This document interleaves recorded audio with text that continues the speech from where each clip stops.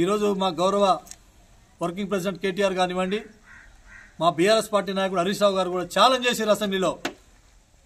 ఎక్కడ కానీ మేము చిన్న ఒకవేళ ఆరోపణ రుజువు అయితే మేము మా పదవులకు రాజీనామా చేస్తాం, శాశ్వతంగా రాజకీయ సన్యాసం తీసుకుంటామని చెప్పంటున్నారు. మరి సన్యాసులకు తెలియదా? చేయండి, రాజకీయ సన్యాసం తీసుకుంటారు. వాళ్ళు సిద్ధంగా ఉన్నారు. బీఆర్ఎస్ పార్టీ నాయకత్వం మీరు ఇప్పటివరకు అవినీతి అంటారు, అవినీతి తేల్చలేదు. అవినీతి ఏమో కానీ మీరు ఈరోజు మీ మోసం మాటలు, మీ తప్పుడు విధానాలతోటి మీ దాంట్లో అగ్రశ్రేణి కాంట్రాక్టర్లను బతికించడం కోసం ప్రయత్నం చేసి మాలాంటి రైతుల నోట్ల మట్టు కొడుతున్నారని చెప్పి సందర్భంగా మేము కాంగ్రెస్ పార్టీని హెచ్చరిస్తా ఉన్నాం. కాంగ్రెస్ పార్టీ ఇప్పటికైనా సరే ఇచ్చినటువంటి మాట ప్రకారంగా ప్రతి రైతుకు ఎకరానికి రైతు భరోసాగా 15,000 రూపాయలు ఇవ్వవలసిందే, ప్రతి కౌలు రైతుకు 15,000 రూపాయలు ఇవ్వవలసిందే, ప్రతి రైతు కూలికి 12,000 రూపాయలు ఇవ్వవలసిందే, మహాలక్ష్మిలో ఉన్నటువంటి అక్క చెల్లెమ్మకు కూడా 2,500 రూపాయలు ఇవ్వవలసిందే, రుణమాఫీ నిర్బంధంగా అమలు చేయవలసిందే, రుణమాఫీ కూడా 100% అమలు చేయాల్సిందే. ఈ సందర్భంగా మేము డిమాండ్ చేస్తా ఉన్నాం. ఒకవేళ ఇది అమలు చేయలేకపోతే అసమర్థ ముఖ్యమంత్రి నువ్వు రాజీనామా చేయమని మా బీఆర్ఎస్ పార్టీ వేమలపల్లి మండల శాఖ డిమాండ్ చేస్తూ ఉంది. ఈరోజు మా గౌరవ వర్కింగ్ ప్రెసిడెంట్ కేటీఆర్ కానివ్వండి, మా బీఆర్ఎస్ పార్టీ నాయకుడు హరీష్ రావు గారు కూడా ఛాలెంజ్ చేశారు అసెంబ్లీలో. ఎక్కడ కానీ మేము చిన్న ఒకవేళ ఆరోపణ రుజువు అయితే మేము మా పదవులకు రాజీనామా చేస్తాం, శాశ్వతంగా రాజకీయ సన్యాసం తీసుకుంటామని చెప్పంటున్నారు. మరి సన్యాసులకు తెలియదా? చేయండి, రాజకీయ సన్యాసం తీసుకుంటారు. వాళ్ళు సిద్ధంగా ఉన్నారు. బీఆర్ఎస్ పార్టీ నాయకత్వం మీరు ఇప్పటివరకు అవినీతి అంటారు, అవినీతి తేల్చలేదు. అవినీతి ఏమో కానీ మీరు ఈరోజు మీ మోసం మాటలు, మీ తప్పుడు విధానాలతోటి మీ దాంట్లో అగ్రశ్రేణి కాంట్రాక్టర్లను బతికించడం కోసం ప్రయత్నం చేసి మాలాంటి రైతుల నోట్ల మట్టు కొడుతున్నారని చెప్పి సందర్భంగా మేము కాంగ్రెస్ పార్టీని హెచ్చరిస్తా ఉన్నాం. కాంగ్రెస్ పార్టీ ఇప్పటికైనా సరే ఇచ్చినటువంటి మాట ప్రకారంగా ప్రతి రైతుకు ఎకరానికి రైతు భరోసాగా 15,000 రూపాయలు ఇవ్వవలసిందే, ప్రతి కౌలు రైతుకు 15,000 రూపాయలు ఇవ్వవలసిందే, ప్రతి రైతు కూలికి 12,000 రూపాయలు ఇవ్వవలసిందే, మహాలక్ష్మిలో ఉన్నటువంటి అక్క చెల్లెమ్మకు కూడా 2,500 రూపాయలు ఇవ్వవలసిందే, రుణమాఫీ నిర్బంధంగా అమలు చేయవలసిందే, రుణమాఫీ కూడా 100% అమలు చేయాల్సిందే. ఈ సందర్భంగా మేము డిమాండ్ చేస్తా ఉన్నాం. ఒకవేళ ఇది అమలు చేయలేకపోతే అసమర్థ ముఖ్యమంత్రి నువ్వు రాజీనామా చేయమని మా బీఆర్ఎస్ పార్టీ వేమలపల్లి మండల శాఖ డిమాండ్ చేస్తూ ఉంది. అందరికీ నమస్కారం. ఈరోజు తెలంగాణ రాష్ట్రంలో ముఖ్యమంత్రి రేవంత్ రెడ్డి గారు ప్రకటించినటువంటి రైతు భరోసా కార్యక్రమం మీద రైతులు పెద్ద ఎత్తున తమ యొక్క నిరసన వ్యక్తం చేస్తూ ఉన్నారు. ఎందుకంటే గడిచిన 10 సంవత్సరాలుగా ఈ రాష్ట్రంలో ఉమ్మడి ఆంధ్రప్రదేశ్లో రైతాంగం ఎదుర్కొన్నటువంటి సమస్యలను గుర్తించి మరి భారతదేశంలో కాదు తెలంగాణలో కూడా 70% మంది ప్రజలు వ్యవసాయం మీద ఆధారపడి జీవిస్తున్నారు. మరి వ్యవసాయ రంగాన్ని ఒక కెలుక్కి తీసుకురావాలన్న ఆలోచనతో ముఖ్యమంత్రి కేసీఆర్ గారు ఆ రోజు మిషన్ కాకతీయ మొదలు రైతు బంధు వరకు అనేక కార్యక్రమాలు తీసుకొచ్చి ఈరోజు వ్యవసాయాన్ని గాడిలో పెట్టడం జరిగింది. అది మనందరూ తెలుసు. మరి గతంలో 2-3 లక్షల రూపాయలు ఎకరం ఉన్నటువంటి వ్యవసాయ భూములు ఈరోజు 1,80,00,000 70 లక్షలు పడుతూ ఉన్నాయంటే దీని అన్నిటి కూడా కేసీఆర్ గారు వచ్చిన తర్వాత మరి వ్యవసాయానికి కేసీఆర్ గారు చూపించినటువంటి ప్రోత్సాహంతో ఇవన్నీ కూడా మరి అభివృద్ధి చెందడం జరిగింది. మరి గడిచిన 10 సంవత్సరాల కాలంలో మరి మొన్నటిసారి జరిగినటువంటి అసెంబ్లీ ఎన్నికల్లో మరి ఎన్నో అమలు కాని హామీలు ఇచ్చి రాష్ట్ర ఆర్థిక వ్యవస్థ మీద ఏమాత్రం అవగాహన లేనటువంటి మరి కాంగ్రెస్ పార్టీ నాయకులు మరి ఎన్నో రకాల హామీలు ఇచ్చినారు. మనం చూస్తే ఈరోజు అప్పులని చెప్పని ప్రతి మీటింగ్లో కూడా ముఖ్యమంత్రి గారు చెప్తా ఉన్నారు. ఈ రోజున అధికారం చేపట్టి 13 నెలలు రేవంత్ రెడ్డి గారు ముఖ్యమంత్రి అయ్యడం జరిగింది. ఇంతవరకు కూడా ఆయన పెట్టినటువంటి మేనిఫెస్టోలో పెట్టినటువంటి 6 గ్యారంటీలు 420 హామీలు ఈ రోజు వరకు కూడా ఎక్కడ కూడా ఒక్కటి కూడా అమలు చేయలేనటువంటి పరిస్థితి. ఈ 420 హామీల్లో అంగన్వాడీ టీచర్లకు మీ శాలరీస్ పెంచుతామని అధికారంలో రాగానే, అదేవిధంగా ఏఎన్ఎంలకు పెంచుతాం, రెగ్యులర్ చేస్తామని, అదేవిధంగా ఆశా వర్కర్లకు రెగ్యులర్ చేస్తామని, ఎస్ఎస్ఏ ఉద్యోగస్తులు రెగ్యులర్ చేస్తామని ఇలా చెప్పుకుంటూ పోతా ఉంటే చాలామంది తెలంగాణ రాష్ట్రంలో ఉన్నటువంటి అవుట్ సోర్సింగ్ సంబంధించినటువంటి ఉద్యోగులు అందరినీ కూడా అధికారంలోకి రాగానే వాళ్ళు రెగ్యులర్ చేస్తామని చెప్పన్నారు. 420 హామీలో ఏ ఒక్క హామీ కూడా నెరవేర్చలే. ఇక ఇక ఏం చేసిండు, ఈ యొక్క 6 గ్యారంటీ మీ బాండ్ మీద సంతకాలు పెట్టి ఇచ్చేస్తున్నాం. మా సోనియా గాంధీ సంతకం పెట్టింది, మా రాహుల్ గాంధీ సంతకం పెట్టారు. 6 గ్యారంటీలు సంవత్సరం మనం డిసెంబరు 9వ తారీఖులనే 6 గ్యారంటీలు అమలు చేస్తామని చెప్పని ఊదరగొట్టడం జరిగింది. అధికారం మిషన్ భగీరథ కానీ 57 లక్షల రూపాయలు ఆగినాయి. 45 లక్షల రూపాయలు మిషన్ భగీరథ, ఏకేబీఆర్ 7 లక్షల రూపాయలు, 13 లక్షల రూపాయలు గ్రామ పంచాయతీ ప్రజెంట్గా నా చెట్టుపాల గ్రామ పంచాయతీ రావాలి సర్పంచ్గా. ఇప్పుడు 23/7/2022 ఇది గ్రామ పంచాయతీ ఒక సంవత్సరం మీద 4 నెలలు అవుతుంది. ఇది నేను టోకెన్ వేసి గ్రామ పంచాయతీ ఆన్లైన్ చేసి 48/7/55/12 పోతే ఏదంటే చెప్పుకోవట్లేము, శరానికి బతున్నాం కాబట్టి ఒక ఉన్నది అడుగమ్ముకోవాల్సి వచ్చింది. నా పరిధిలో ఒక మండలంలో నేను బుగ్గమయ్యగూడెం, Vemulapalli, NSP camp, చెట్టిపాలెం, ముళ్లపాడు, ఇటుకాల machine Bhagiratha చేసిన సమావేశంలో 26 జనవరికి వచ్చింది. ఏంటంటే రేపు ఎన్నికలు పెడదానికి సిద్ధంగా ఉన్నప్పుడు రేపు ఫిబ్రవరిలో జనవరిలో లాస్ట్ వీక్లో నోటిఫికేషన్ వేస్తా అని చెప్పి అంటున్నాడు. ఆ నోటిఫికేషన్ బీసీలకు 42% ఇస్తా అంటున్నాడు. అది ఏ విధంగా ఇస్తాడు, ఎట్లా పోవాలని చెప్పని మభ్య పెట్టి బీఆర్ఎస్ పార్టీ ప్రతిపక్షాలు ఏడ తిరగబడుతుందని భయంతో ఇక నేను 26 జనవరికి ఇస్తా అని చెప్పి అంటున్నాడు. ఆ 26 జనవరి కూడా అందరు రైతులకు ఇవ్వలేని పరిస్థితుల్లో ఉన్నాడు. పెట్టినటువంటి మేనిఫెస్టోలో పెట్టినటువంటి 15,000 బదులు 12,000 చేస్తా అంటున్నాడు. అదేవిధంగా ఏదైతే మేము ఒకటే డిమాండ్ చేస్తున్నాం ఈ వేదిక ద్వారా, ఎక్కడైతే మీరు ఎన్నికల హామీలు ఇచ్చారో రైతులకు 15,000 రూపాయలు సంవత్సరానికి, ఎకరాకు 7,500 రూపాయల చొప్పున, కారుకి 15,000 రూపాయలు అందరికీ చేసినటువంటి ప్రతి రైతుకి మీరు డబ్బులు ఇవ్వవలసిందే. మళ్ళీ 26వ తారీఖు వరకు మీరు ఉన్నటువంటి దాంట్లో వీఆర్ఓని మన ఏఈఓ అగ్రికల్చర్ వాళ్ళని ఎంక్వైరీ చేపిస్తాం, మీరు పోయి ప్రమాణ పత్రం ఇవ్వాలి. ఒక దొంగ లెక్క, దోషి లెక్క రైతుల మధ్య మీరు అలా చేయడం సరైన విధానం కాదు. ఏ రైతు అయితే ఎంత సేద్యం చేస్తుండో కుంట కాడించి మీరు ఇవ్వవలసి ప్రతి రైతు చేసిన సేద్యానికి మొత్తం కూడా ఇవ్వాలని చెప్పని కోరుతా ఉన్నాం. అదేవిధంగా మీ దగ్గర లెక్కలు ఉన్నాయని చెప్పని ఎన్నికల మేనిఫెస్టోలో పెట్టారు. ఈ రోజు వరకు కూడా మంత్రుల దగ్గర సమాచారం తీసుకొని పెట్టినారు. కౌలు రైతులకు కూడా మీరు ఏదైతే మేనిఫెస్టోలో పెట్టి 15,000 ఎకరాకు ఇస్తున్నారో అది కూడా ఇవ్వాలని చెప్పని మీరు ద్వారా డిమాండ్ చేస్తూ ఉన్నాం. అదేవిధంగా భూమి లేని వ్యవసాయ కూలీలకు నువ్వు 12,000 రూపాయలు సంవత్సరానికి ఇస్తా అని చెప్పన్నారు. ఆ సంవత్సరానికి 12,000 రూపాయలు కూడా మీరు జనవరి 26వ తారీఖు పెడుతున్నారో తప్పనిసరిగా మీరు ఇవ్వవలసిన పరిస్థితి ఇవ్వవలసిందే. మీరు పెట్టినటువంటి హామీలు ఏదో మీరు సపరేట్గా కూర్చుంటారని చెప్పని ఊకునే పరిస్థితి లేదు.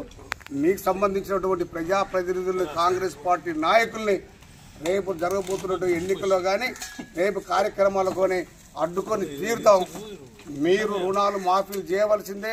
మీరు ఇచ్చినటువంటి ఏదున్నా హామీని నెరవేర్చవలసిందే అని చెప్పని మీ కోరుతూ రాబోయే మీరు ఏదైతే డెడ్లైన్ పెట్టిర్రో 26వ తారీఖు నాడు ఏదైతే చేస్తున్నారో మరి మంత్రికి మరి సంబంధం లేని ప్రకటనలు చేస్తూ ఉన్నారు.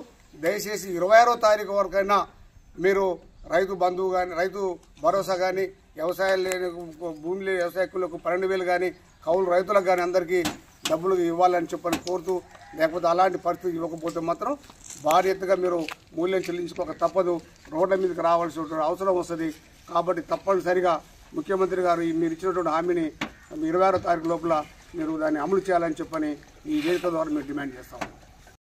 రుణాలు ఒక సంతకంతో చేసేస్తా అని చెప్పన్నారు. 4 విడతలుగా చేసిండు. 2 లక్షల రూపాయలు ఉన్నటువంటి రుణమాఫీ సంబంధించినటువంటి 100% రుణమాఫీ కాలే, 60% దాటలే. నిన్నగాక మొన్న ఉన్నటువంటి డిసెంబర్లో రైతు పండగ చేసుకుండు. రైతు దగా పండుగ చేసి రైతులకు అందరికీ నేను ఇచ్చేసిన అని చెప్పన్నాడు. మొన్న రీసెంట్గా అసెంబ్లీలో 4వ విడత చేస్తానని చెప్పండి బ్యాంకర్స్ చెప్పడం జరిగింది. బ్యాంక్ సొసైటీలో, పిఎస్సిఎస్ సొసైటీలో కానీ, కమర్షియల్ బ్యాంకులో కానీ ఆ 2 లక్షల రూపాయలు ఉన్నటువంటి రుణాలు ఒక్కళ్ళు కూడా ఇంతవరకు వాళ్ళ బ్యాంకులో అకౌంట్లో జమ కాలేదు. అడిగిపోతే దొంగలు చూసేస్తున్నారు. బ్యాంక్ మేనేజర్లు ఉన్నటువంటి సీఓలు అంతా లబో దిబ్బమని కొట్టుకుంటారు.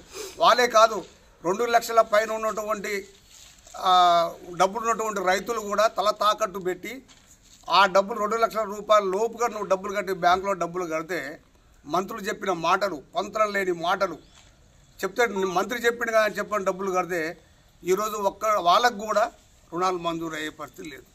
రుణాలు మంజూరు కాకపోవడం, మాఫీ కాకపోవడం ఒక భాగం అయితే, సీజన్ వచ్చి సంవత్సరం వరకు కూడా మీరు రైతు బంధు ఇవ్వకుండా రైతు భరోసా పేరు పెట్టి 15,000 ఇస్తామని చెప్పినావు. సంవత్సరానికి 7,500 కూడా వేయలేని పరిస్థితిలో ఉన్నాం. మళ్ళీ బ్యాంకర్స్ దగ్గర పోతే బ్యాంకులు అప్పులు పెట్టలేని పరిస్థితి ఉంది. ఇంకో బాధాకరమైన విషయం ఏంటంటే ముఖ్యమంత్రి రేవంత్ రెడ్డి గారు అధికారంలోకి వచ్చిన తర్వాత ఉమ్మడి నల్లగొండ జిల్లాలో 3,864 మంది ఈ రోజు వరకు రిజిస్ట్రేషన్ చేసుకున్నట్టు భూములు ట్రాన్స్ఫర్ అయిపోయినాయి, క్రయ విక్రయాలు జరిగినాయి. వాళ్ళకు ఈ రోజు వరకు కూడా పాస్ పుస్తకాలు రాలే. సంవత్సర కాలంలో ఇంతవరకు కూడా ఒక పాస్ పుస్తకం రాలే. ఆ పాస్ పుస్తకం రాకపోవడం వాళ్ళు రావచ్చు. ఇప్పుడున్నటువంటి ఏదైతే వస్తుందో వాళ్ళకి రైతు బీమా రైతు భరోసా ఇస్తుంటారో అది కోల్పోయే పరిస్థితి ఉంది. పాస్ పుస్తకాలు లేక ఇంతవరకు బ్యాంకు వాళ్ళకు కూడా రుణం ఇవ్వలేని పరిస్థితి ఉంది. ఇంత దయానీయ పరిస్థితిలో రైతులు ఉంటే డిసెంబర్ 1, 2023-24 నాడు పండుగ చేసుకుంటున్నాయన. అంటే డబ్బులు ఎగ్గొట్టడం కోసం చేసుకున్న దగా పండుగ. సంవత్సర కాలంలో 1,36,000 కోట్ల రూపాయలు అప్పు తీసుకొచ్చి ఏ రైతుకు నువ్వు రైతు భరోసా ఇస్తే ఇంత తప్పైంది? ఈ రోజున స్ట్రైక్ చేస్తున్నటువంటి వాళ్ళకి ఎవరికి నువ్వు శాలరీస్ పెంచినవు? ఎవరిని రెగ్యులైజ్ చేస్తే శాలరీస్ పెంచినవు?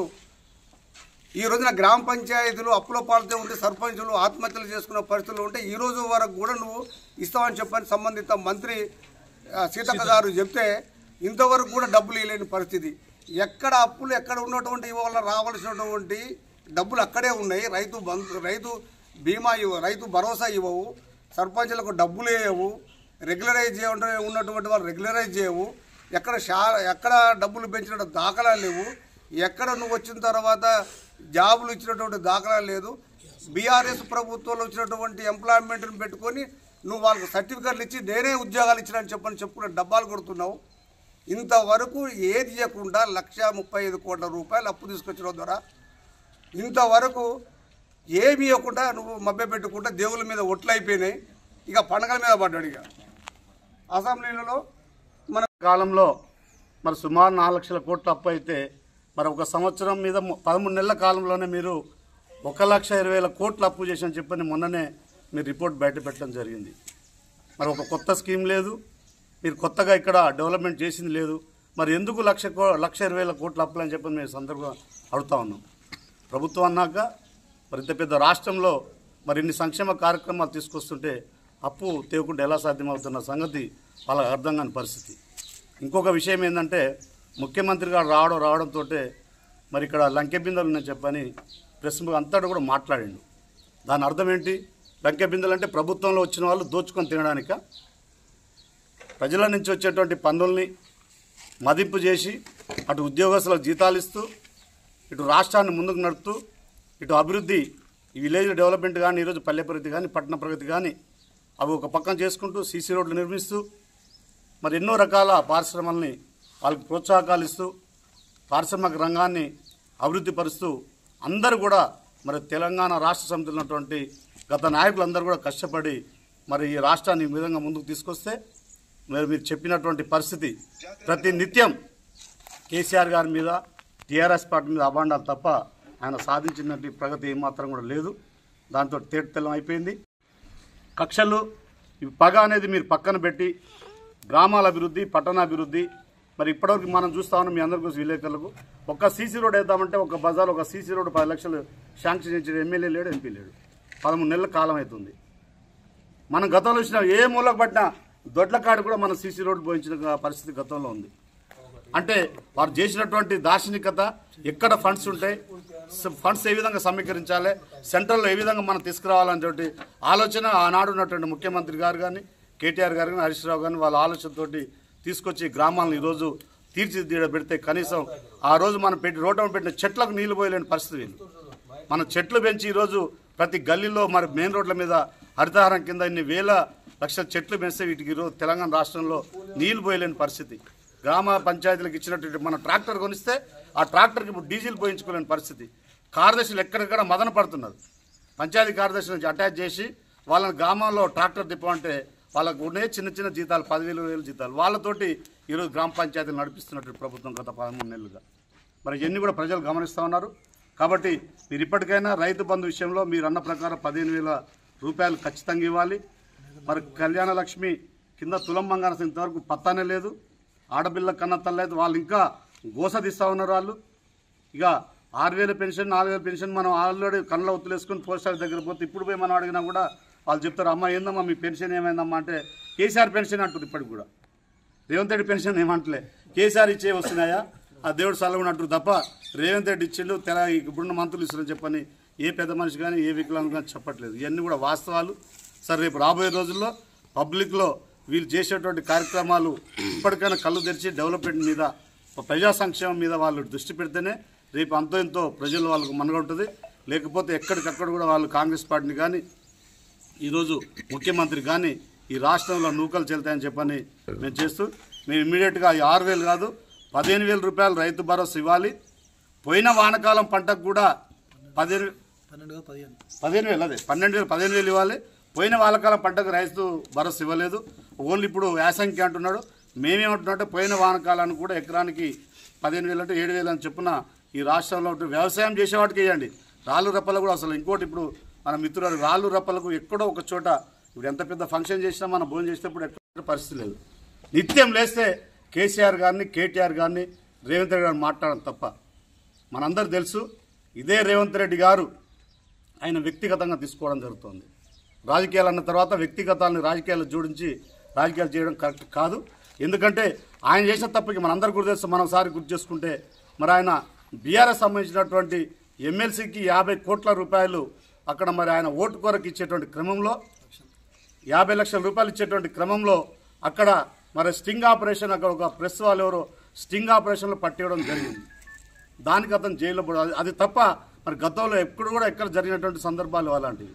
మరి దాన్ని నువ్వు దృష్టిలో పెట్టుకొని నువ్వు గవర్నమెంట్ రాగానే మరి ప్రతిదీ కూడా కేసీఆర్ బదనాం చేసేటువంటి కార్యక్రమం ముందలేసుకొని ఈరోజు ప్రజలకు నువ్వు ఇచ్చినటువంటి 6 గ్యారెంటీలు ఏ ఒక్కటి అమలు చేయకుండా నిత్యం వారిని తిరుగుతూ నువ్వు కాలం గడుపుతా ఉన్నావు. ఇప్పటికి 13 నెలల కాలం అయిపోయింది. మొదట్లో ఆడితే నెల ఆగుతలేరు, 2 నెలలు ఆగుతలేరు, కేటీఆర్ ఒక్కోట్లేడు, హరీష్ రావు ఒక్కోట్లేడు, 100 రోజులు ఆగిరి, 10 రోజులు ఆగి, 6 నెలలు ఆగిరి అన్నారు. 6 నెలలు కాదు, 7 నెలలు కాదు, 13 నెలలు అయింది. మరి ఇప్పుడే సమాధానం చెప్తారు? మొదట్లో అంటే ఒకరోజు ఎప్పుడు కూడా అప్లికేషన్లు స్వీకరణ జాప్యం చేయడం, మొత్తం అబద్ధాలు చెప్పడం ఇవన్నీ కూడా కాలం వెళ్ళిపిస్తున్నారు. ఈ రోజుల్లో ఈ సెల్ ఫోన్ యుగంలో మనం ఎన్ని మాయమాటలు చెప్పినా కూడా పబ్లిక్ కానీ రైతాంగం పట్ల కానీ ఇవి తీసుకున్నటువంటి తప్పుడు చర్యలకు వాళ్ళు రేపు రాబోయే రోజు ఖచ్చితంగా బుద్ధి చెప్తారు. ముఖ్యంగా రైతు బంధు, రైతులు ఈరోజు కండల్లో ఒత్తులేసుకుని చూస్తూ ఉన్నారు. రైతు బంధు వేస్తాడు రేవంత్ రెడ్డి గారు. గతంలో కేసీఆర్ గారు 10,000 ఇచ్చిండు. సరే ఈయన 15,000 ఇస్తానని చెప్పని 15,000 ఎప్పుడు వస్తాయని చెప్పని గత 10 నెలలుగా ఎదురు చూసి ఇప్పటి వరకు కూడా ఒక్క రైతు అకౌంట్లో డబ్బులు లేని పరిస్థితి. గతంలో ఎలక్షన్ కోడ్ ఉన్న సమయంలో ఇచ్చినటువంటి చేసి సరే మళ్ళీ మొన్న ఎలక్షన్లో ఎంపీ ఎలక్షన్లు ఇబ్బంది అవుతుందని చెప్పని అప్పటి పాత అమౌంట్ ఒక సీజన్కు దాంట్లో వేయడం జరిగింది. మరి ఇప్పటివరకు కూడా గత 8 నెలల నుంచి రైతు బంధు మూసలేదు. నిన్న ఈరోజు మళ్ళీ కూడా డెడ్ లైన్ పెట్టి మరి సంక్రాంతి అని చెప్పి మళ్ళీ 26 జనవరి అంటున్నారు.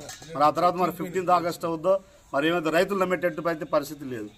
ఇంకోటి రైతాంగానికి గిట్టుబాటు ధర విషయంలో కూడా బోనస్ విషయంలో కూడా ఏ ఒక్క రైతుకు ఇంత పెద్ద మండలంలో ఎక్కడ కూడా మాకు ఎవరికి బోనస్ వచ్చినటువంటి పరిస్థితి కనపడలే. మరి సన్నోట్లకు బోనస్ అన్నారు, సన్నోట్లు ఏమో ఒక కేంద్రాలకు వచ్చే పరిస్థితి లేదు, ఆ మిల్లర్ని కంట్రోల్ చేసే పరిస్థితి లేదు. మరీ ముఖ్యంగా మా ప్రాంతంలో మిల్లర్ల మీద మరి ఇక్కడ ఉన్నటువంటి నాయకత్వం ఎంపీ కానీ ఎమ్మెల్యే కానీ పట్టించుకోకపోవడం కారణంగా ఈరోజు పోయిన సంవత్సరం 28,200 అమ్మిన కింటా ధాన్యాన్ని మన 2,200 అమ్ముకోవడం జరిగింది. గత్యంతరలేని పరిస్థితి, రైతులకు ఆటలన్నట్టు లేదు. ఏం తప్పని పరిస్థితిలో దేవుడు అనుకుంటూ అక్కడ పోషించినటువంటి పరిస్థితి. ఇవన్నీ వైఫల్యాలు కూడా కాంగ్రెస్ పార్టీ చెప్తున్నదోటి చేస్తున్నదోటి వ్యక్తిగత దూషణలు పరస్పరం గతంలో వాళ్ళు చేసినటువంటి తప్పులకు జరిగినటువంటి కేసులకు కౌంటర్గా కేటీఆర్ గారి మీద కేసు పెట్టాలన్నా కేసీఆర్ గారి మీద కేసు పెట్టాలని కూడా ఆలోచన. ఇప్పటికి కూడా కేసీఆర్ మీద కూడా వాళ్ళకి కేసు పెట్టిన ఆలోచన వస్తుంది. ఈరోజు పరిస్థితి ఎట్లా ఉందంటే మరి తెలంగాణ రాష్ట్రం అనేది చాలా సహకారం ఏంటంటే ప్రజలందరూ మనం ఊకే డంకా బజాయించుకోవాల్సిన అవసరం లేదు. తెలంగాణ రాష్ట్ర సమితి ఆవిర్భావం తర్వాత జరిగినటువంటి పరిణామాలు ఈ ప్రజలందరినీ కూడా సమీకరించి తెలంగాణ తీసుకొచ్చినటువంటి కేసీఆర్ మీద కూడా కేసు పెట్టాలని ఆలోచిస్తూ ఉన్నారు. అది పెద్ద విషయం కాదు. కేసీఆర్ మీద కేసు పెడితే ఇంకా ఇంతకంటే ఎక్కువ దిగజారిపోతారు, పబ్లిక్లో ఇంకా పలచనైపోతారు. మరి సూర్యుని మీద ఉమ్మేస్తే మనమొహం మీద పడ్డట్టు కేసీఆర్ గారి మీద ఎలాంటి కేసు జరిగినా ఏది జరిగినా కూడా ఖచ్చితంగా అది రేవంత్ రెడ్డి కాంగ్రెస్ పార్టీకి ఒకరి మాయని మచ్చక కింద మిగిలిపోతారు ప్రజలు తప్ప అక్కడ వచ్చేటువంటి కేసీఆర్ కానీ కేటీఆర్ గారు కానీ బీఆర్ఎస్ కానీ వచ్చేటువంటి ఎలాంటి కూడా మచ్చలేదు. పబ్లిక్ ఇక్కడ తయారున్నారు. గత ప్రభుత్వానికి ఈ ప్రభుత్వానికి బడ్జెట్ చూస్తూ ఉంటాం. మరి బడ్జెట్లో ప్రతి సంవత్సరం కూడా అప్పులు చూపెడతారు, ఆదాయం చూపెడతారు. మరి మీకు కాంగ్రెస్ లెజిస్లేటివ్ పార్టీ ఉంది. గతంలో జానారెడ్డి గారు, బట్టి విక్రమార్క గారు మరి ఎంతమంది చేశారో మరి మీరు కూడా అసెంబ్లీలో కూర్చోన్నారు. మరి ఆ బడ్జెట్ జరిగే క్రమంలో మనకు ఎంత అప్పు వస్తుంది, ఎంత ఆదాయం ఉంది, మీరు ఎంత అప్పు చేస్తే అప్పుడు మీరు తెలుసుకోవచ్చు. ఒకవేళ ముఖ్యమంత్రి గారు సమాధానం చెప్పకపోయినా మీ స్థాయిలో ఆర్థిక శాఖ కార్యదర్శులతో కూడా మీరు మాట్లాడచ్చు. ఈ రాష్ట్రంలో ఎంత అప్పు జరుగుతున్నది, ఎంత అప్పు ఉన్నది, ఎక్కడ డెవలప్మెంట్ జరుగుతుంది, దేని మీద ఏ పద్ధతి మీద ఎంత ఖర్చు పెడుతుంది, ప్రతిదీ కూడా మీకు ఇస్తున్నారు. ఇలా మామూలు ఈ టెక్నాలజీ వ్యవస్థ మెరుగుపడ్డ తర్వాత, ఈ సెల్ ఫోన్ వ్యవస్థ వచ్చిన తర్వాత ప్రతి ఒక్క సామాన్య పౌరుని కూడా ఈరోజు తెలిసిపోతుంది. అలాంటిది మీకు ఈ రాష్ట్రంలో ఎంత అప్పు ఉంది, ఏం డెవలప్మెంట్ జరిగిందని చెప్పని మీకు తెలుసుకోకపోవడం మీ అవివేకానికి, మీ తెలివితక్కువతనానికి నిదర్శనం చెప్పి మీ సందర్భంగా మాట్లాడుతాను. ఎందుకనంటే మీరు అప్పులు అని చెప్పని ఎవరో మామూలు బాటన పోయేటువంటి మామూలు వ్యవసాయం చేసుకున్న వాళ్ళు కూడా చెప్తారు అప్పులు. మీరు చెప్పేది అప్పులని. మీరు రాష్ట్రంలో అసెంబ్లీలో కూర్చుని నిత్యం మరి గత 70 సంవత్సరాలుగా ఈ రాష్ట్రాన్ని పరిపాలిస్తూ అసెంబ్లీలో తిష్ట వేసి, సచివాలయాల్లో తిష్ట వేసి, మంత్రుల పేషీలు వెలగబెట్టినటువంటి మీరు మరి ఇప్పుడే కొత్తగా అప్పులు అయినట్టు 2019 ఎలక్షన్లోనే మనకు 24 అప్పులు చూసినట్టుగా మాట్లాడుతున్నారంటే జనం ముక్కు మీద వేలేసుకుంటున్నారు. అందరు మాట్లాడుతున్నారు. ఈరోజు కేసీఆర్ గారికి రేవంత్ రెడ్డి గారిని పోల్చుకుంటున్నారు. ఆల్రెడీ పబ్లిక్ కూడా డిసైడ్ అయినారు. కేసీఆర్ పరిపాలన బాగుందా లేకుంటే రేవంత్ రెడ్డి గారి కాంగ్రెస్ పరిపాలన బాగుందా ఆల్రెడీ పబ్లిక్ డిసైడ్ అయి ఉన్నారు. రాబోయే రోజుల్లో నువ్వు ఎన్ని ఒట్లు పెట్టుకున్నా, నువ్వు ఎన్ని దేవుళ్ళ మీద ప్రమాణాలు చేసి చెప్పినా కూడా ఈ ప్రజలు మాత్రం మనం నమ్మడానికి సిద్ధంగా లేరు. ఇప్పటికీ మొత్తం కూడా పల్లె వ్యవస్థ మొత్తం కూడా కుంటుపడిపోయింది. గత సంవత్సర కాలంగా ఏ గ్రామంలో కూడా మరి సర్పంచ్ లేని కారణంగా ఎక్కడ కూడా మరి అభివృద్ధి కానీ, ఆ గ్రామంలో పారిశుద్ధ్యం కానీ, మరి లైటింగ్ వ్యవస్థ కానీ మొత్తం నిర్జీవమైపోయింది. అది ఎవరు కూడా పట్టించుకోవట్లేదు. వాస్తవంగా ఈరోజు ప్రజలు ఎంత బాధపడుతున్నారంటే మిషన్ భగీరథ నీళ్ళని కనీసం మాకు నల్లాలకు తీసుకొచ్చి అక్కడ సరఫరా చేసేటువంటి ఆజమాయిషీ లేకుండా పోయింది. గత సంవత్సరం ఒక్క ముఖ్యమంత్రి కానీ, ఒక మంత్రి కానీ ఈ పల్లె వాటి మీద ఏం చేద్దాము, ఈ సెక్రటరీలు ఏం చేస్తున్నారు, ఈ కారోబార్లు ఏం చేస్తున్నారు, ఈ గ్రామాల్లో ప్రజలకు లైటింగ్ కూడా వెంచర్ చేసిన వాడు నాన్ అగ్రికల్చర్ కింద సర్టిఫికేట్ తీసుకుంటున్న వెంచర్ వస్తుంది. అప్పుడు అగ్రికల్చర్ కింద వచ్చేటువంటి పరిస్థితి ఉండదు. అది ఏ వెంచర్ చేసినా కూడా ఫస్ట్ ఆ భూమి నాన్ అగ్రికల్చర్ కింద డైరీ యూనిట్ అట్లాంటివి పెట్టుకునే ఉంటే తప్ప ఎక్కడ కూడా పెద్ద పెద్ద వెంచర్లకైతే వచ్చినటువంటి దాఖలు మా ఏరియాలో అయితే మరి ఎక్కడున్నా మాకు తెలియదు. సరే, గుట్టలు ప్రాంతాలు అనేది మనకు ఈ ఏరియాలో లేవు. మనంతా కూడా సాగుబడినటువంటి ఏరియా. నాగర్సాగర్ ఆయకట్టు కింద అంత ఫ్రాడ్ జరిగినటువంటి పరిస్థితి ఎక్కడ కూడా లేదు. కాబట్టి ఇవన్నీ గమనం ఉంచుకొని సాగుకు యోగ్యమైన భూములకే మీరు పోయిన వానకాలం ఈ వానకాలం 15,000 చొప్పున ఇవ్వాలని చెప్పని డిమాండ్ చేస్తా ఉన్నాం. లేకపోతే రాబోయే రోజుల్లో ఇంకా మీ యొక్క పార్టీ చేస్తున్నటువంటి, మీ ప్రభుత్వం తీసుకుంటుండే నిర్ణయాల మీద రైతుల్లో కానీ ప్రజల్లో కూడా మేము పెద్ద ఎత్తున వాళ్ళకు జాగరూకత చేసి ప్రజలను కూడా చైతన్యవంతులు చేసి మీ ప్రభుత్వానికి ఎదురు తిరిగి మీ ప్రభుత్వాన్ని దించేటువంటి కార్యక్రమం మేము పూనుకుంటామని చెప్పని తెలియజేస్తూ ముగిస్తున్నాం. జై హింద్. దాదాపుగా 75 లక్షల మంది ఉన్నారు. అట్లాంటిది నువ్వు చెప్పినటువంటి 42 లక్షలకి 22 లక్షల మధ్య వ్యత్యాసం ఎంత ఉంది? దాదాపు 19-20 లక్షల మంది రైతులు నీ నోటి ద్వారా చెప్పినటువంటి రైతాంగానికే నువ్వు ఈరోజు అన్యాయం చేసినావని చెప్పి ఈ సందర్భంగా మేము హెచ్చరిస్తూ ఉంటున్నాం. అదేవిధంగా రైతు భరోసా కూడా ఎకరానికి 15,000 ఇస్తానటువంటి నువ్వు ప్రకటన ఇస్తున్నావు. ఏమని? ఎకరానికి 12,000 రూపాయలు మేము ఇవ్వగలుగుతాం, 12,000 రూపాయలు మాత్రం ఇస్తామని చెప్పని అంటున్నాం. ఏమనంటే ఈ రాష్ట్ర ప్రభుత్వం, పాత ప్రభుత్వం చేసినటువంటి అప్పులు, లేకపోతే పాత ప్రభుత్వం చేస్తున్నటువంటి ఇబ్బందులు. అరే సన్నాసి, నీకు తెలియదా ఈ రాష్ట్రంలో ఏ ప్రభుత్వం ఉంది, ఏ రకమైనటువంటి ఆర్థిక పరిస్థితి ఉంది, ఈ రాష్ట్రంలో అవలంబిస్తున్నటువంటి విధానాలు ఏంది, ఈ రాష్ట్రంలో చేపట్టినటువంటి సంక్షేమ కార్యక్రమాలు ఏందన్నది రేవంత్ రెడ్డికి ఆ మాత్రం జ్ఞానం లేదా అని చెప్పి నేను అడుగుతా ఉన్నాను. ఇలా సాధారణ పౌరుడైనటువంటి యూనివర్సిటీలో చదువుకున్నటువంటి విద్యార్థి కానీ, ఒక గ్రాడ్యుయేట్ విద్యార్థి కానీ ఈ రాష్ట్రంలో ఉన్నటువంటి ఆర్థిక పరిస్థితి ప్రతి ఒక్కరికి తెలిసినటువంటి విషయం. ఈ రాష్ట్రంలో అభివృద్ధి జరగాలి అంటే అప్పు తేవాలి. మరి అప్పు తెచ్చినటువంటి కేసీఆర్ ఈరోజు అప్పుతో పాటు ఈ రాష్ట్రాన్ని అభివృద్ధిలో కూడా తీసుకొచ్చినటువంటి విషయం అది ఎవరు కూడా మరవకూడదు. మరి అట్లాంటి విషయాన్ని ఎప్పుడు చూపిస్తూ ఇంకా ఈరోజు 14 నెలలకు కూడా వచ్చినాక కూడా నువ్వు ఎంతసేపు కేసీఆర్ భూతాన్ని చూపిస్తున్నావు. నువ్వు చేతగాని సొంత దద్దమ్మ, నువ్వు దిగిపో. రేపు కేసీఆర్ అధికారంలోకి వస్తే మళ్ళీ ఈ రాష్ట్రాన్ని గాడిలో పెట్టి ఎట్లా పరిపాలించాలో చెప్తాడు. ప్రతి రైతు భరోసా ఇచ్చేటువంటి కార్యక్రమం కూడా చేస్తానని చెప్పి సందర్భంగా నేను విజ్ఞప్తి చేస్తా ఉన్నాను. చేత కార్యక్రమంలో కూడా 2,000-4,000 చేస్తానని చెప్పని, అక్క ఎంత వస్తుంది, అమ్మ ఎంత వస్తుంది, 2 కాదు 4 వస్తాయి, ఇట్లాంటి తప్పుడు వాగ్దానాలు ఎన్నో చేసినటువంటి కళ్ళబొల్లి కబుర్లతోటి ఈ రాష్ట్ర ప్రజలను మోసం చేసినటువంటి ఎవరైతే ఉన్నారో రేవంత్ రెడ్డి, తప్పకుండా నువ్వు ఈ రాష్ట్రాన్ని పరిపాలించలేవు, ఈ రైతాంగానికి తీవ్ర అన్యాయం చేస్తా ఉన్నావు. నువ్వు తప్పకుండా ఈ రాష్ట్రంలో ఉన్నటువంటి వాస్తవ పరిస్థితి కొండలు గుట్టలకు ఎక్కడ ఇవ్వలేదండి. దాదాపుగా ఉన్నటువంటి పరిస్థితి ఈ రాష్ట్రంలో ఉన్నటువంటి దాదాపు 80% దాదాపు బిలో 5 acres రైతులే ఉన్నారు. దాదాపు మీరు అన్నటువంటి పెద్ద కమతాలు ఉండబడినటువంటి రైతులు కేవలం 1% ఉన్నారు. అది కూడా ఈ 2024 అధికారంలోకి వచ్చిన తర్వాత కేసీఆర్ గారు ప్రక్షాళన చేసి చిన్న రైతాంగానికి ఏదైతే 15 ఎకరాలు ఉన్నటువంటి రైతాంగానికి న్యాయం చేయాలనేటువంటి ఆలోచనలో ఉండే ఆ 1% రైతాంగాన్ని ఎందుకంటే అది తీసేయలేదు కాబట్టి దాన్ని భూతంలాగా చూపిస్తూ ఉంటుంది ఈరోజు కాంగ్రెస్ పార్టీ. నేను ఆ విషయంలో మాత్రం మేము ఏకీభవించాం. మేము ఇప్పుడు చెప్పేది ఏంటంటే ఇప్పుడు ఉన్నటువంటి మీరు గుట్టలు కొండలు ఉంటే ఎంక్వైరీ చేస్తే మరి ఎన్ని వేల ఎకరాలు తేలుతాయో చూసి చెప్పండి. మరి ఎన్ని వేల కోట్ల రూపాయలు ఎంత అవినీతి జరిగిందో చూసి చెప్పండి, తేల్చి చెప్పండి, ఆరోపణ చేయి. ఇప్పటి వరకు కూడా మాటలు అంటున్నారు తప్ప ఎక్కడ తేల్చినటువంటి సందర్భాలు లేవు. ఏ ప్రాజెక్టు కానీ, ఏ సివిల్ సప్లై మ్యాటర్లో కానివ్వండి, ఏ విద్యుత్ విషయంలో కానివ్వండి, ఎంతసేపు ఎక్కడ ప్రెస్ మీట్ పెట్టినా అవినీతి జరుగుతుందని చెప్తా ఉంటున్నాను. ఇంకా మరికొన్ని వాగ్దానాలు కూడా ఆ వేదిక మీద ద్వారా మరి అదేవిధంగా చేయుత పెన్షన్లు కూడా 2,000 రూపాయలు ఉన్నటువంటి దాన్ని 4,000 రూపాయలు చేస్తాం. వికలాంగులకి 4,000 రూపాయలు ఉన్నటువంటి దాన్ని 6,000 చేస్తాం. ఈ రాష్ట్రంలో ఉండబడినటువంటి కౌలు రైతులు చాలా అన్యాయానికి గురవుతున్నారు, ఆత్మహత్యలకు దారి తీస్తుంది. మరి వాళ్ళని కూడా మేము కాపాడటానికి పెద్ద ఎత్తున ఒక ప్రణాళిక చేసినాం అని చెప్పని తర్వాత గవర్నమెంట్ ఏర్పడ్డ తర్వాత వారికి కూడా రైతు భరోసాతో పాటు ఎకరానికి 15,000 రూపాయలు వాళ్ళకు కూడా ఇచ్చేటువంటి ఏర్పాటు చేస్తామని చెప్పని కూడా ఒక మాయ మాటలతోటి మోసం మాటలు చెప్పడం జరిగింది. అదే సభలో తెలంగాణ యావత్ రైతాంగాన్ని ప్రధానంగా ఆకర్షించే విధంగా 2 లక్షల రుణమాఫీ అని చెప్పని ఆ 2 లక్షల రుణమాఫీతోటి ఒక మాయ మాట చెప్పి ఈరోజు తెలంగాణ రాష్ట్ర యావత్తు కూడా చూస్తూ ఉంటుంది. ఎక్కడ కూడా రుణమాఫీ వచ్చినటువంటి సందర్భం లేదు. ఈ రాష్ట్రంలో కనీసం ఈరోజు 30% రైతులు కూడా రుణమాఫీ వచ్చినటువంటి వాళ్ళు లేరు. ఈరోజు వాళ్ళు చెప్పినటువంటి లెక్కల ప్రకారంగా రాష్ట్రంలో 42 లక్షల మందికి 32,000 కోట్ల రూపాయలతో రుణమాఫీ ఇస్తున్నామని చెప్పారు. కానీ చివరిగా వాళ్ళు ఏం చేసింది, ఈ రాష్ట్ర ముఖ్యమంత్రి రేవంత్ రెడ్డి గారు ఇచ్చినటువంటి ప్రకటనలో 25 లక్షల మందికి 22,000 కోట్లతోటి మాఫీ ఇచ్చినాం, 100% మాఫీ వచ్చింది, తెలంగాణ రాష్ట్రం మొత్తం సుభిక్షంగా ఉందని చెప్పని ఒక తన మాయ మాటలతోటి మోసపు మాటలతోటి కాలం వెల్లదీసినటువంటి విషయం. ఈరోజు తెలంగాణ రాష్ట్రంలో ఏర్పడినటువంటి రేవంత్ రెడ్డి నాయకత్వం ఉన్నటువంటి కాంగ్రెస్ ప్రభుత్వం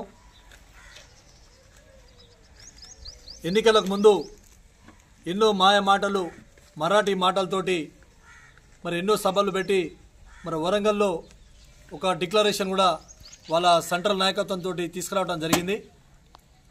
మరి వరంగల్ కాంగ్రెస్ సభలో ఆ రోజు వాళ్ళ నాయకుడు మల్లికార్జున్ ఖార్గే కానివ్వండి, ప్రియాంక గాంధీ కానివ్వండి, రాహుల్ గాంధీ కానీ అందరి నేతృత్వంలో జరిగినటువంటి ఆ వరంగల్ సభలో మరి ఆ రోజు చాలా గొప్పగా తెలంగాణ రాష్ట్రంలో ఏదో పోతున్నట్టుగా అన్యాయం జరుగుతున్నట్టుగా మొత్తం వాళ్ళే బాధపడుతూ అక్కడ వచ్చినటువంటి రైతాంగాన్ని కానివ్వండి, మామూలు సాధారణ రైతాంగాన్ని కూడా వారి యొక్క మాయ మాటలతోటి కేసీఆర్ ఇస్తున్నటువంటి రైతు బంధు కార్యక్రమం కేవలం సంవత్సరానికి ఎకరానికి మీకు 10,000 వస్తున్నాయి, 10,000 కాదు, మీకు 10,000 సరిపోవు, ఈ రైతు భరోసా ప్రకారంగా మేము హామీ ఇస్తా ఉన్నాం. డిసెంబర్ 3 తర్వాత ఏర్పడేటువంటి మా ప్రభుత్వం అంటే కాంగ్రెస్ ప్రభుత్వం మేము ఎకరానికి కారుకు 7,500 చొప్పున సంవత్సరానికి 15,000 రూపాయలు ఇస్తామని చెప్పని ఆ రోజు రైతు